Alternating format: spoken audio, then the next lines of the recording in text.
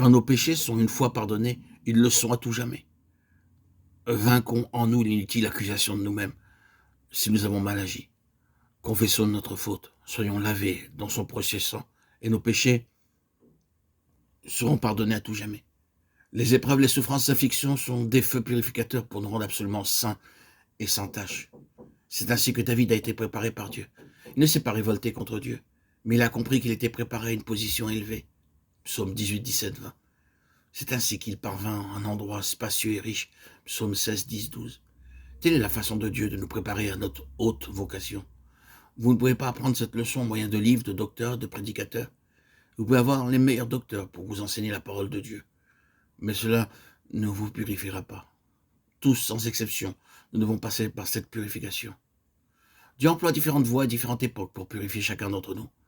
Mais nous avons tous besoin d'être purifiés selon les méthodes de Dieu. Car c'est uniquement de cette façon que nous pouvons atteindre son modèle de sainteté. Tous ces feux purificateurs nous rappellent son modèle élevé. Mais nous nous satisfaisons d'un niveau moindre.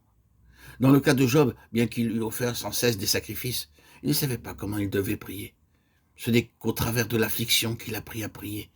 Job 42, 8. Les amis de Job savaient tous concernant Dieu, et ils ont parlé de lui en termes très sublimes. Mais eux non plus ne savaient pas prier, et Dieu a dû leur dire, vous êtes des insensés, vous ne savez pas prier, je n'accepte pas vos prières. Allez donc voir Job, et il priera en votre faveur. Ses prières à lui seront exaucées. Comment Job a-t-il appris à prier? Uniquement par l'affliction.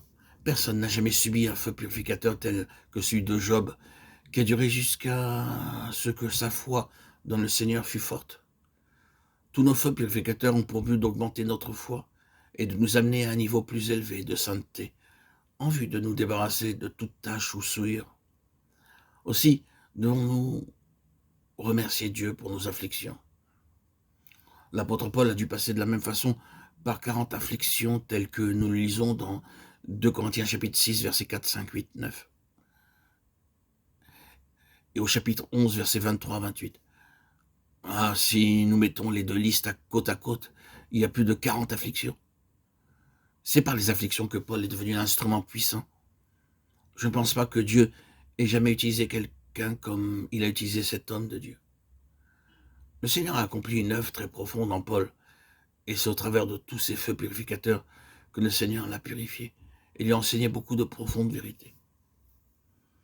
Le Seigneur l'a d'abord conduit dans un désert, ensuite au travers de feux purificateurs, et au moyen de ces choses, il a pu répandre en lui des révélations et des mystères divins.